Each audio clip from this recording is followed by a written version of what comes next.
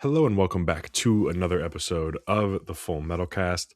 Apologies in advance. You're probably going to hear me clearing my throat or hacking up a lung rather frequently in this episode as I have some nasty congestion. I had something similar over Thanksgiving, but it's back. It's rattling my chest, something fierce. So I got a cup of tea here that I'll likely be going back to keep me in the game. But we got a lot to discuss. First and foremost, being the two shootings that sort of took the media by storm and that have the educated, quote unquote, elite among you, just like your friends and family, most likely, calling for gun control or common sense gun regulation or straight up assault weapons bans altogether. These two events being, of course, the the Brown University and Bondi Beach shootings. Two shootings which took place in very gun-free zones.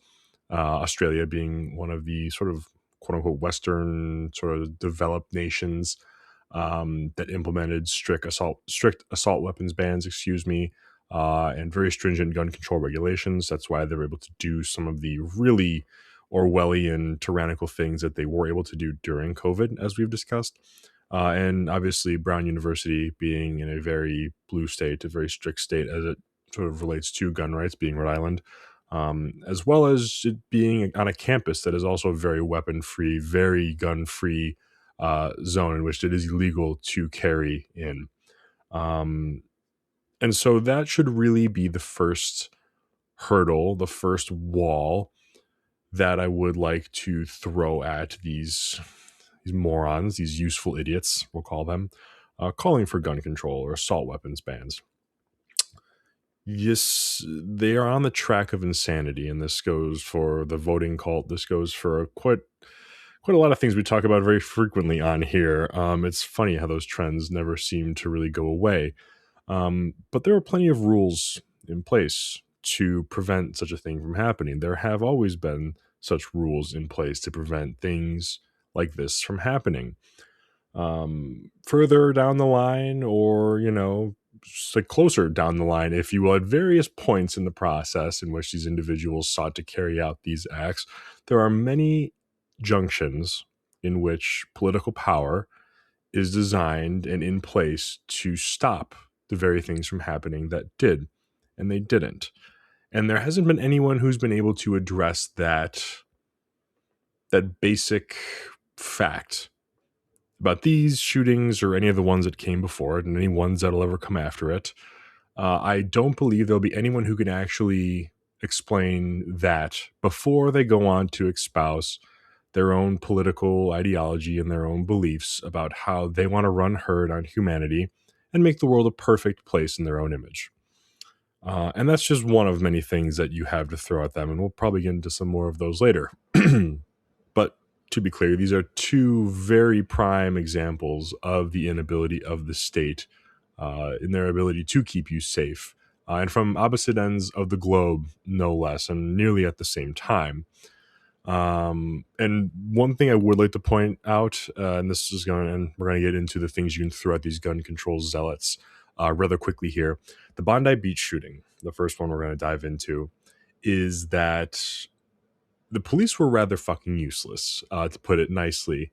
In the prime example, you forget the pictures of the female cops who, were just raising their hands up in surrender towards the shooters. But in the actual frame of the video of the civilian running up to the guy in the black shirt and taking the gun from him, you can see another cop hiding behind a car in just fear, cowering. That's what you sign up for if you go down the same road Australia is going to be on. And that's so funny to me because the only people who have force and the right to use force are the police in those situations. And look at how they responded to it. And that's something I'd hold in the back pocket. God, what was I can't believe I'm blanking on the name. The Uvalde school shooting. This is it eerily similar in the police response or the lack thereof in stopping the slaughter that was actively going on. So that, again, be really quick to pull that one out of the pocket whenever this debate comes up over the holidays, as I'm sure this, one of your politically charged aunts or uncles, maybe even your parents, will bring up the topic. Um, the Brown shooting is, I mean, it's a beast completely in and of itself to unpack. I think it was the longest a school shooter has ever gone before being identified. And there's a whole school of thought that likely believes that they still have not identified the person. Because as of the 21st, this being December 21st, this is being recorded on, a body just randomly found up in a shipping container. Well after the fact that when the shooting was carried out. Despite the fact that there are over 815 cameras on campus, it being a gun-free zone, as we've already attested to, the fact that they were not able to identify this person or stop this person is astonishing. And again, to go back to this is what you vote for, this is the logistical outcome of your political utopia, in that only the government and the state and the police will have the guns. And, likely when you're having this conversation with somebody, the thought of the current administration being the only ones with the guns and the right to use them probably isn't going to sit too well, would be my guess. But the fact that it became such a dog and pony show, just a political arena for the police chief of Rhode Island, from the president of Brown, and everyone else who was quote unquote assisting with the investigation, to just hunt for political one-liners and talking points and little wins here and there. And even though they didn't get any, their lack of an ability to say anything with certainty shows how useless they are in the real world. And their utility is only suited for the insane political realm where words are made up, definitions are made up. Whose line is it anyways? The rules are made up and the points don't matter, right? When we're talking about the Brown shooter, when we're so afraid to make any speculation regarding the shooter's identity, just based on physical appearances, from, by the way, the really shitty camera footage from those over 815 cameras on campus, just tells you all you need to know about those in power that you want to have all the guns. But then, after the fact, in both, you just see basketball coaches, crisis actors, and celebrities alike all calling for quote unquote common sense gun laws or outright bans. And I've started throwing this little tidbit out there just to see how it lands when having this debate, or whether it just be duking it out in the comment section.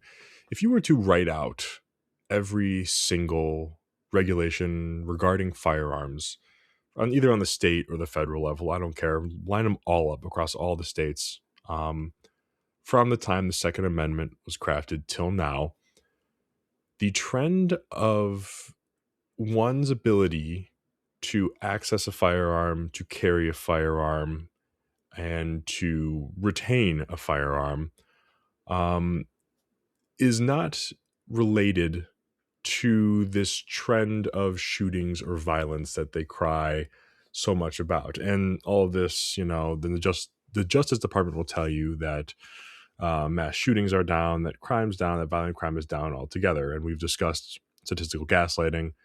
So I'm not really going to get into that and how they decided to count. And, obviously this administration is hunting for a win, to sort of keep any wind in their sails, whether it be artificial or not. But that being said, it is a known fact that school shootings are actually historically way down, from before the time of mass media, 24-hour news cycle, and social media. You just hear about them more now because your ability to hear about them more. But all this to say, the trend of gun ownership, of acquisition, of carrying, of all gun rights are not in ascension. They've been in a declining status ever since the signing of the Second Amendment, all across this country. That's simply the fact of the matter. So there is no trend with that and the shootings that these useful idiots are trying to prevent through their own utopic political ideology. It's simply not there. And just like being forced to ask, or forcing them to answer the question of how is this allowed to happen with so many hurdles in place, that little timeline, or that little example should be brought forth rather quickly, to shut them up, and they should be forced to explain that, because logistically they'll end up eating their own tail and arriving at the very conclusion that you're going to want them to, which is bad people are going to do bad things regardless of the law, right? We've discussed this before. If someone's already justified taking, harming, or a human life, or victimizing someone else to meet their own ends, and if they've made sense of that in their head and they've decided they're going to do that, the prospect of breaking a law, of walking around a metal detector, of checking a box on a piece of paper incorrectly, really doesn't phase them. That's not that big of a deal to them at that point, and that's pretty common sense thinking. And these two topics, these two shootings, got me thinking a lot more about the collectivist versus individualist schools of thought that were introduced on this channel, at least through Chodorov's work. And on both sides of this, you have the anti-gun in the collectivist camp and pro-gun in the individualist camp. And I say that because anti-gun seeks, and all the people in the anti-gun camp, I'm assuming, are the people who want quote-unquote common sense gun control, outright assault weapons bans, anything that would decrease one's ability to obtain, carry, and retain a firearm. These are the people who, as Chodorov puts it, and who I like to put it, wish to run herd on humanity. They seek to wield or to weaponize political power to basically make those they see as others slaves, or make them equal or perceived equals to them through the taking of something, which is what we've learned. The only thing political power can achieve is the incentivization to not create something or to take something from someone else. That is the only thing political power is able to achieve. It is able simply to shuffle around privilege, and that is the definition of the anti-gun camp. Whereas the pro-gun camp wishes to be left alone, wishes to leave other people alone, but should someone wish to lay hands on them, they have the means to stop it and to gently persuade future endeavoring actors from maybe doing the same thing down the road.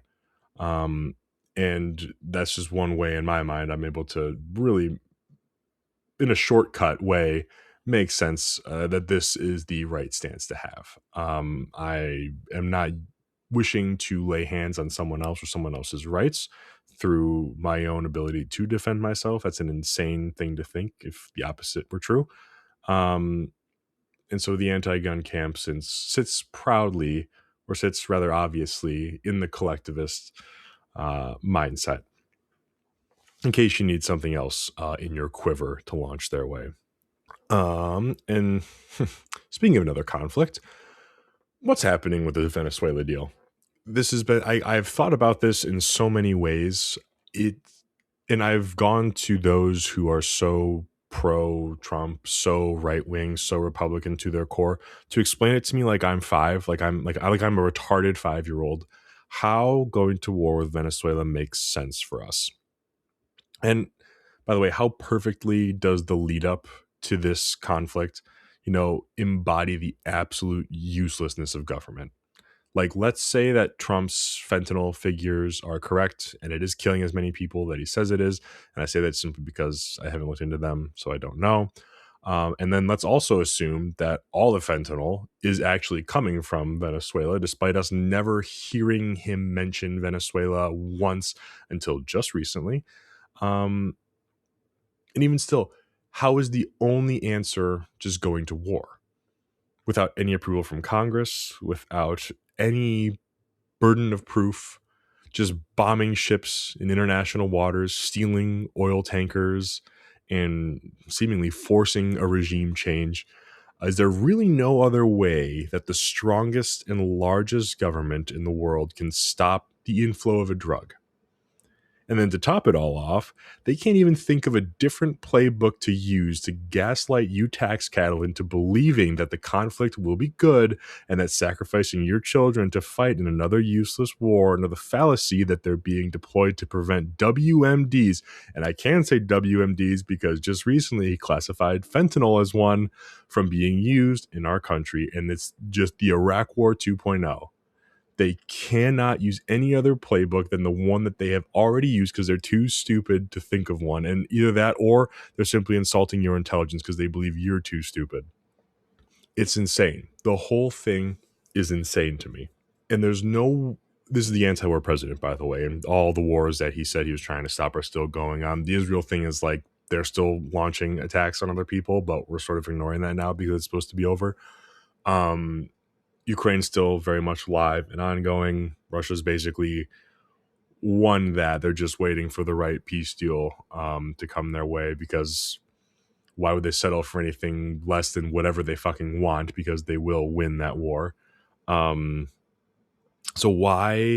how does forcing a regime change in Venezuela help me? How does it help you? How does it help a voter or a non-voter, or anyone else in this country for that matter, afford a house, afford groceries? How does it fix the job market? How does it make this place any safer?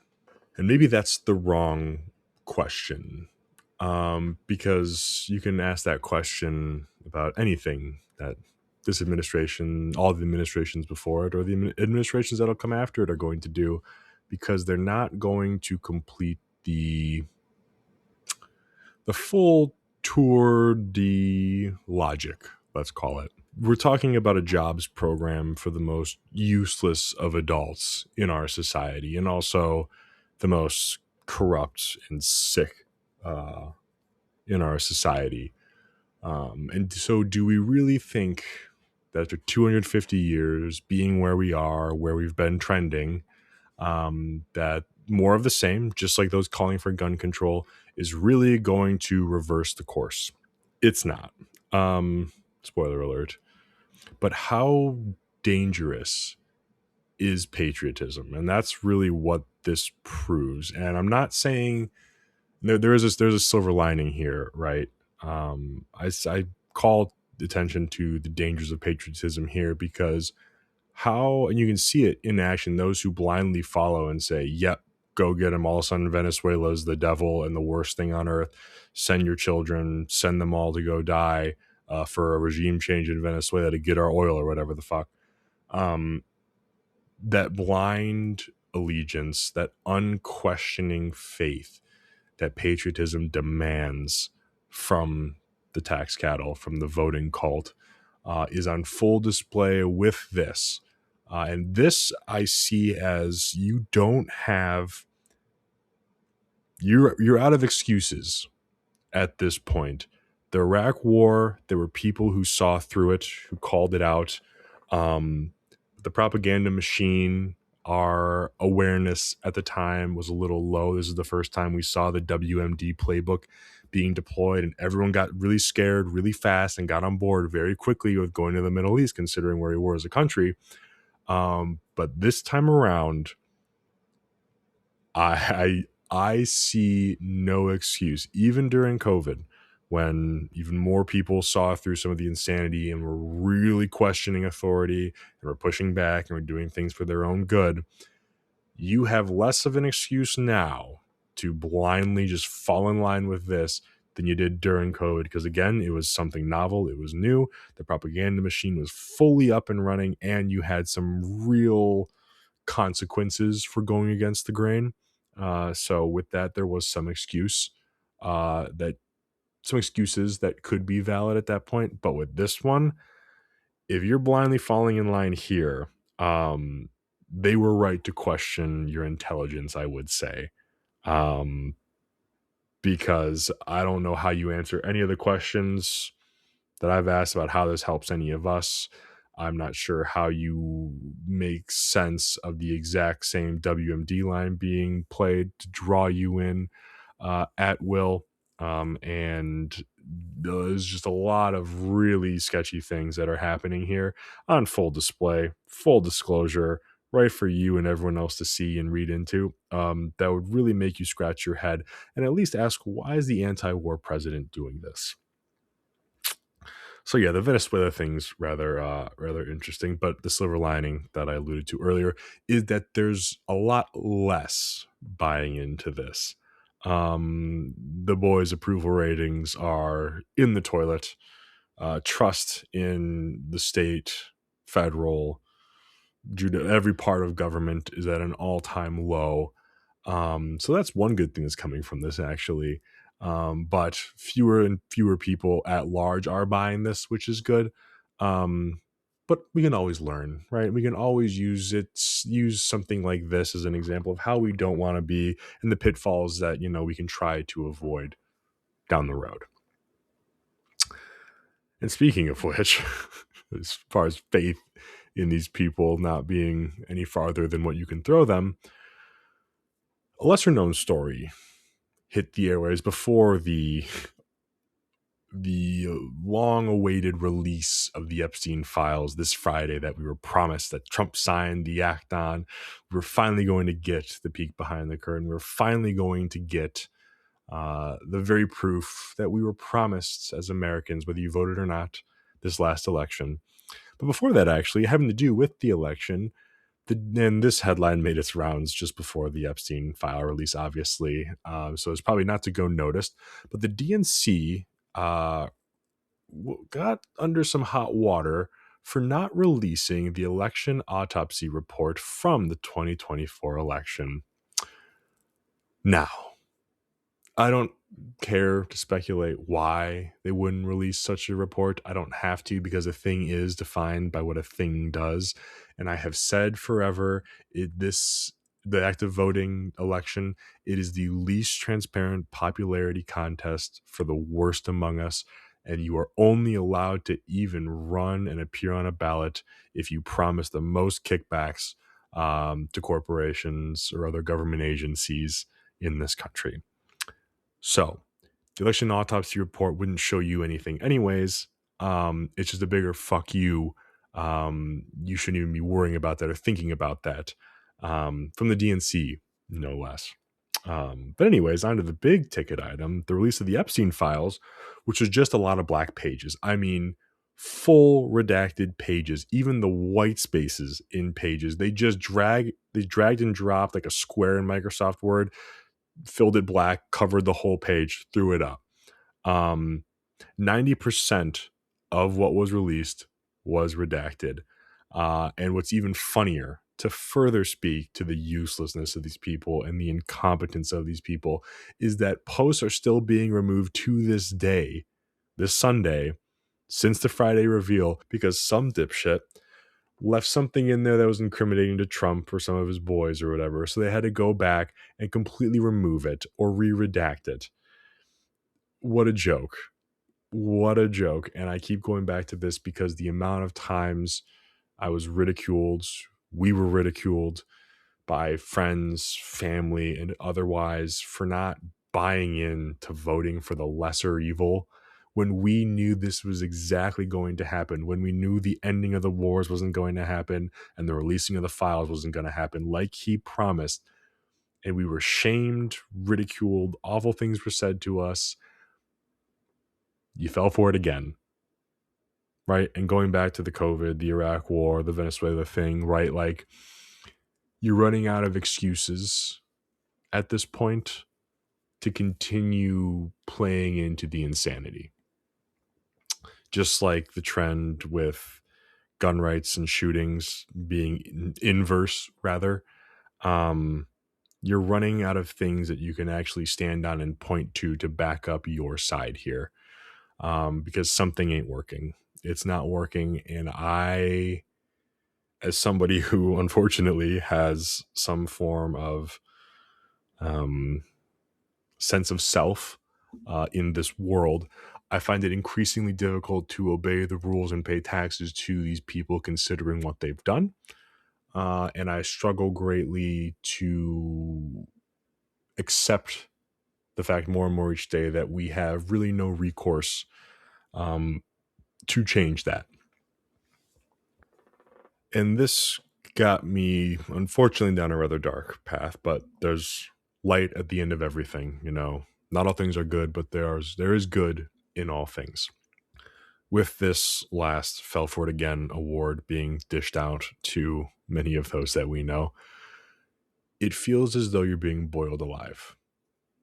Both sides of this government have made this country less safe, less healthy, less affordable, and harder to live in from taxing you to death to declawing you and leaving you defenseless so that you can be a victim at a beach or at a school, to gaslighting you into believing that, all of them don't fuck kids, to recycling the same weapons of mass destruction playbook for Venezuela, to forcing data centers and surveillance state AI infrastructure on you, raping land and natural resources while making utilities more expensive and causing rare cancers for those who live near said data centers, and so on and so on and so on.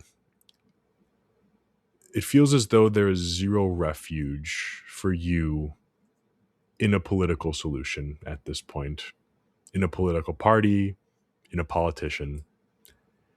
These people are evil, and when they get the chance, they only prove that year after year after year. The fox is not only in the hen house, but he's been there so long, he's invested in rental properties, and he's leasing them out to his buddies to help further the carnage. There is no reversing this unless people can identify and call out the evil right in front of their nose. And at this point, that evil has been punching you in the face over and over again while you laugh. And I know I'm probably preaching to the choir here, all dozen autists or so tuning in who share the same, if not similar, beliefs and understand that the people who sit in the ivory towers are the problem, are the ones causing the problem. But the good news, and there always is good news, is that things are changing. Again, like I mentioned, trust in government institutions, and politicians in general is at an all-time low. And again, that trend isn't reversing anytime soon, hopefully. I don't see any reason for it to. And another thing is that there's been another quote-unquote Gen Z protest or revolution that just took place in Bulgaria, which resulted in the government resigning, quote-unquote, without a shot being fired. This protest obviously garnering much less attention than the ones in Nepal and Mexico, as they were not violent, they were not fiery in nature, but no less got the desired outcome. And the government resigning obviously is rather dramatic, but all that means is that the party in power, whatever made up monopoly government system Bulgaria has, the party in power decided to vacate power, either opening the door for another election or for the other power to step in, simply because enough people took to the streets and protested. So it seems the precedent has been set for Gen Z, quote unquote, the younger crowd, if you will, the new bloods, the new patriots, the new kin of this country, to actually impart change. There's a chance. Whether that be through protests, whether that be through any other means, I don't know. And I'm not I haven't really been keeping up with Nepal. I'm not really sure how that's working out. But Mexico, nothing necessarily really happened. But eyes were on it, and it garnered quite a bit of attention, rightfully so. There's still a chance to do stuff here. There's still a very good chance to get things done here and to make things right. In fact, out of all the countries in the world, there's no better one to have the best possible chance in securing a positive outcome for freedom and individualism for Western civilization than there is right here. You have more privileges. I'm not going to say freedoms. You still have more privileges here than you do anywhere else. And while they are trying to whittle those away as fast as possible every single day, regardless of which color is in office, you still have the best chance here. And what is the quote? Necessity is the mother of ingenuity. It's time to get creative, right? Because you have no other place to go. We need to make it work here. And more, I think the tides are thinking about shifting. I'm not going to say they are shifting, but they are thinking about shifting. I think collectively, as much as I hate that word, the human consciousness, the collective human consciousness in this country is realizing the need to acknowledge the primacy of self. What I mean by that is that it's not up to anyone else. It's not up to your neighbor. It's not up to someone you voted for or didn't vote for to bring about whatever the fuck it is you want in life. It's up to you to go out and do whatever you can within your means to secure the outcome that you want. More people reach out to me asking about firearms, classes, farming, chickens, stuff like that. There's more of an innate interest in getting physically fit, in learning, in growing your mind and your body. And that should give you a tremendous amount of hope, as it gives me a tremendous amount of hope. Look at all the pushback on these stupid fucking data centers, right? In all of these towns, you'd expect so many of these towns that were so willing for big tech contracts and other bullshit, that was promised by the state or through corporations to flood their town with money and jobs. Look at how quickly so many towns showed up to fight back and push back on the data centers. Now, are the data centers getting in the way of us really going at the throats of those who are the problem? Yeah, sure.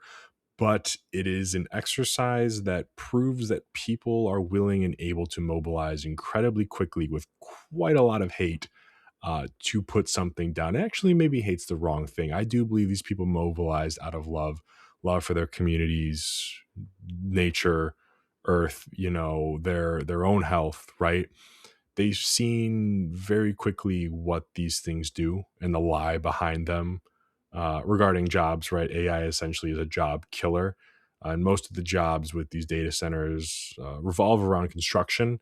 And after that, the number that needs to be employed around the data center drops fairly dramatically after construction. And then you get on to the raping of the natural resources, obviously clearing the land, the amount of water these things take up. And here's something, if anyone knows the answer, please let me know. Why can't these fucking data centers run off wastewater? Why is it that they have to set up shop and destroy and take in all of the clean fresh water? Can someone make that make sense to me?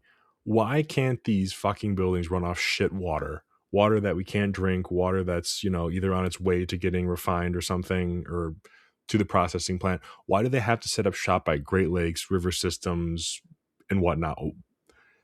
I don't understand that. And this is an issue, obviously, because water is a very precious resource and it doesn't belong to some fucking warehouse that's going to end up removing jobs around you and making your utilities higher at the same time. um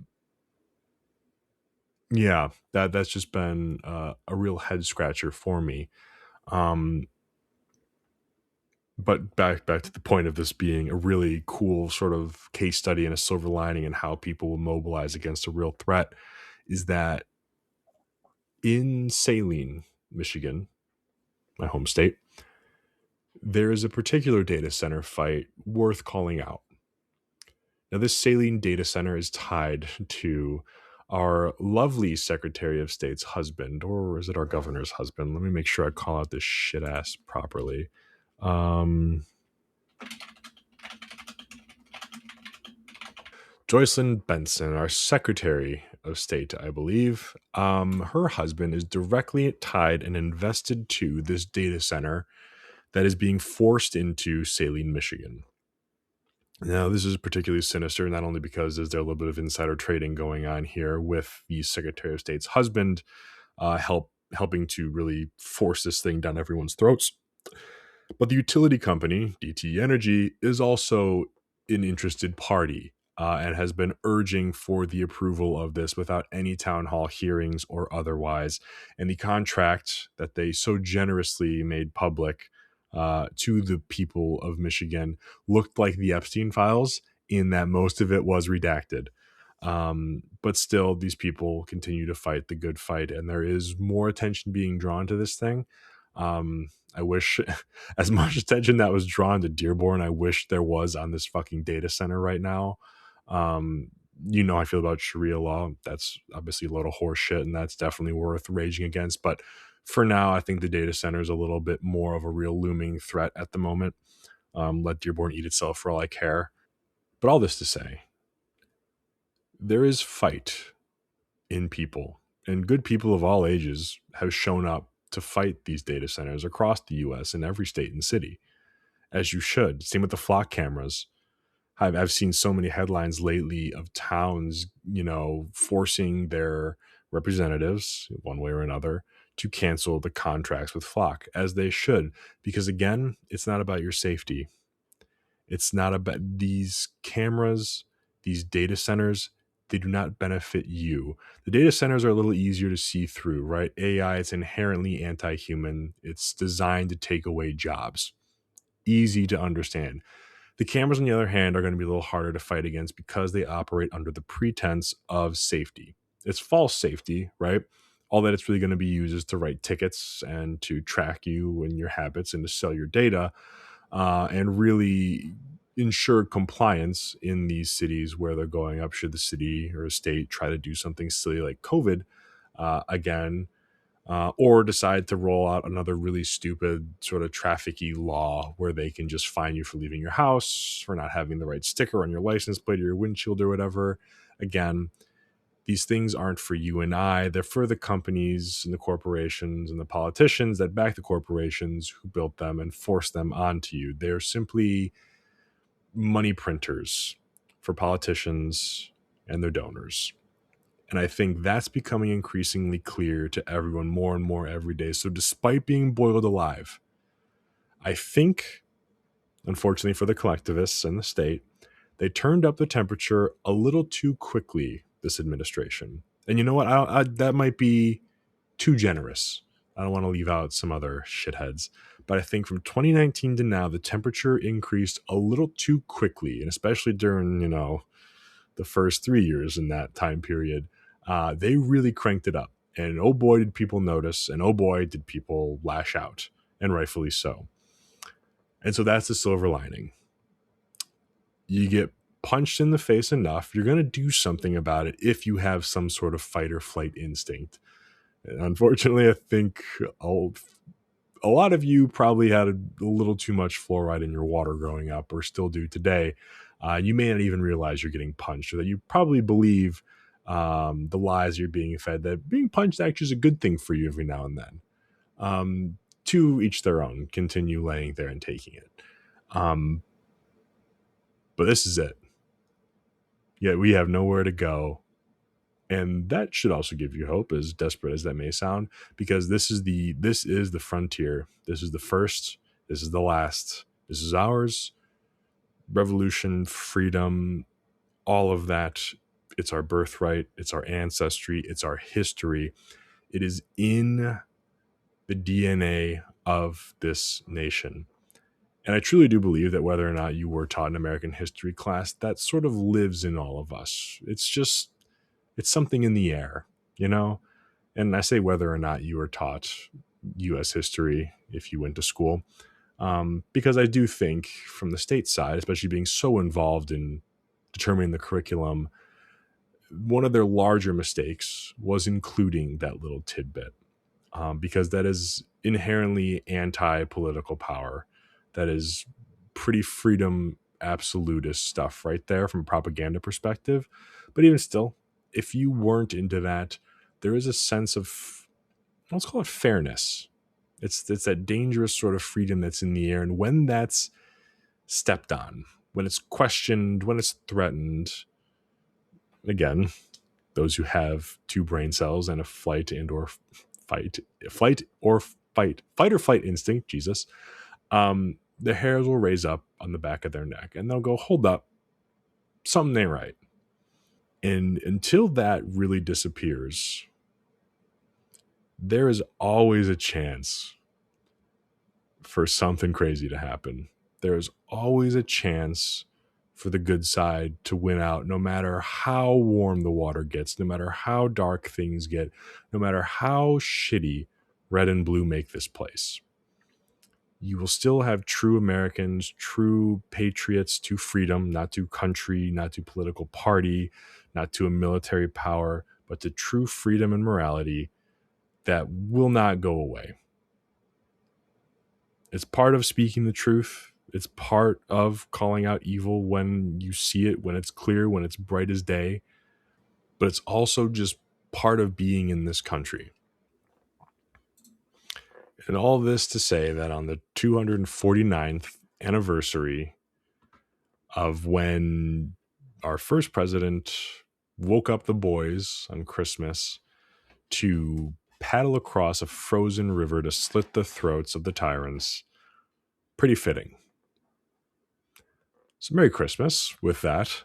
And don't forget that, as rebellion, revolution, freedom, all that good stuff is your birthright, is your ancestry, is who you are, is your history. Christmas obviously having many religious implications and reasons to celebrate and acknowledge, as you do. Remember that little fun fact of what happened on Christmas 249 years ago. Remember why we are a country because of that very event, on Christmas no less. I think that's also important to remember as an American, because that's in your DNA. That's in the DNA of this country. This country was born, it was founded through that. I don't think the guys gathered around in a town hall and said we should cast a vote on that Christmas. I don't think they sat around and waited for someone else to come along and do something for them in the next 3 or 4 years or so. I think they felt the temperature increase a little too rapidly, and they decided to do something about it. And then in the midst of doing something about it, they said, you know what? Because we're fucking Americans, and because there's no other place to go, because this is the place to be, we're going to paddle across the frozen river on Christmas night. And we're going to slit the throats on those trying to impose their will on us. Welcome to America, and Merry Christmas. And so I think let's see, do I have any lighter sort of materialistic things to provide an update on? Light update to the Flux Raider, which has sort of just been really a safe princess since the whole P320 thing ran its course. I finally got my hands on a TacDev Halo Shroud. Been waiting for those to go back in stock forever. And just at around the time I found a used one on TaxSwap, they did restock, but I ended up getting one for cheap. That's been gently used. So that's on there. The gun looks great. I like having the red dot a little further up because of just how compact the chassis is. The red dot's like right up in your face. So moving out a little bit, it's a little more comfortable, a little more ergonomic. One thing to look out for, since I do run a comp on that setup, is any sort of debris, carbon building up on the RMR that I have on there. They do make a blast deflector, actually, that sort of mounts on the Picatinny rail of the Halo. That sort of is almost like a 45-degree angle little nub that sort of shoots up, that jets out, and sort of keeps the carbon and other shit from hitting the glass. So I'm sure I can probably 3D print something if I need that, but I'll have to get out and shoot it first.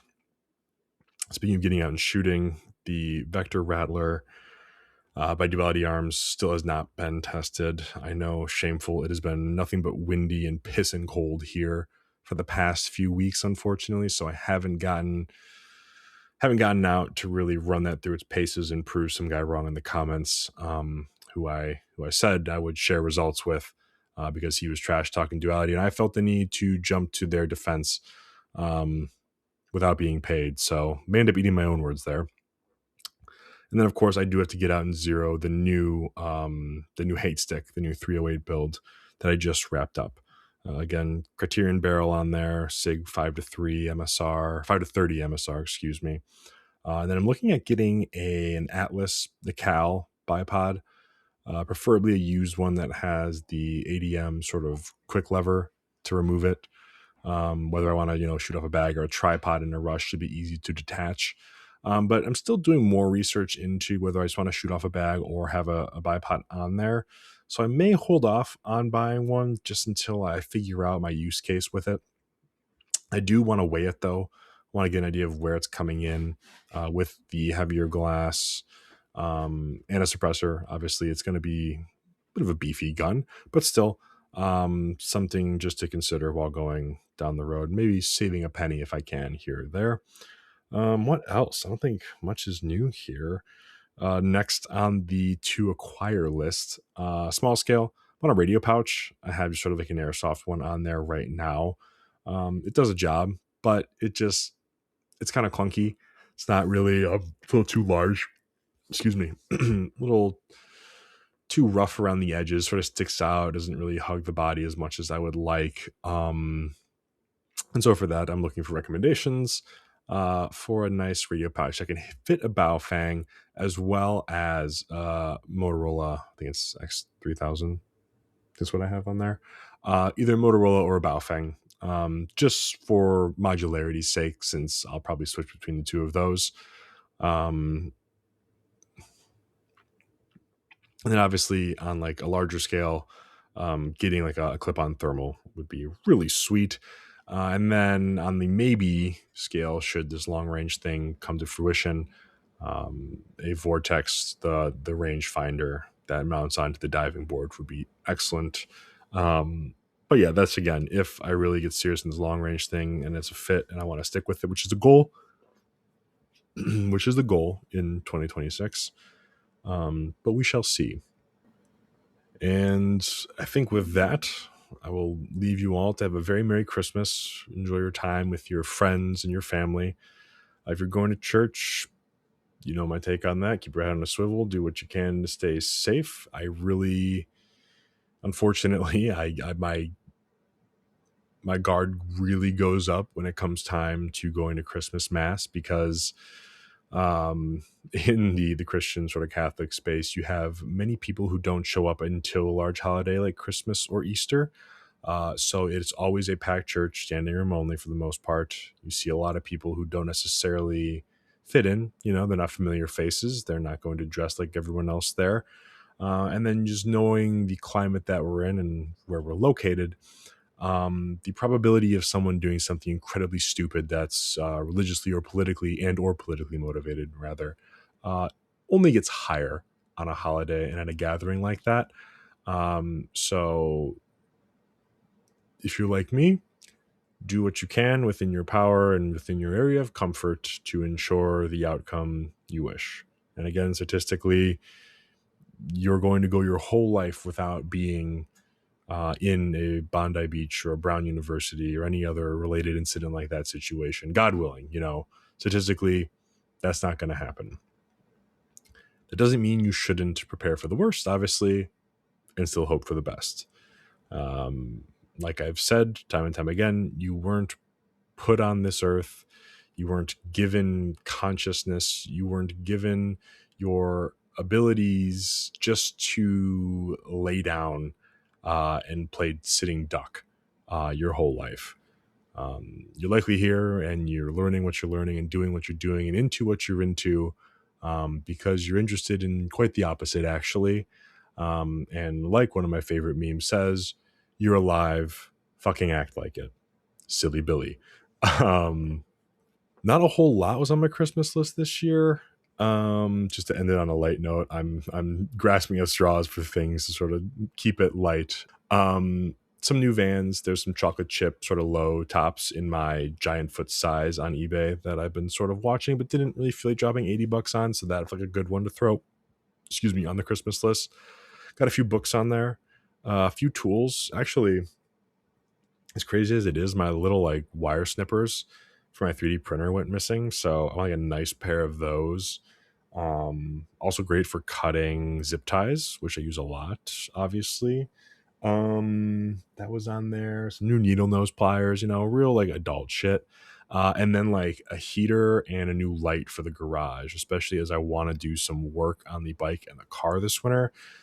When I bought the car, it had a dent in the door that I don't want to pay someone like $5,000 to repair or replace. So I'm going to just try some paintless dent repair myself, followed by actual uh, paint work myself. But it being so cold, a heater and a decent light would actually be helpful in there. As for the bike, the whole top end needs new gaskets, so I have a whole gasket kit for that V twin that requires the gas tank to come off, and then the whole sort of upper assembly of the engine being, you know, pulled apart, cleaned and put in new gas. There's like 60 or 30 something new gaskets that's got to get dropped in there. So I got to do that at some point as well before next season. Um, but yeah, most of my Christmas list is stuff that, I either already got through Black Friday or Cyber Monday, the barrel, the scope for the 308 build. And the stuff that's not on there is stuff that I can't even afford, so I wouldn't bother asking any of my family or friends to pick it up for me, as I'm sure most of you can relate. We'll call it at that. Enjoy your Christmas, stay safe, stay metal, and until next time, if I don't talk to you till New Year's, Happy New Year.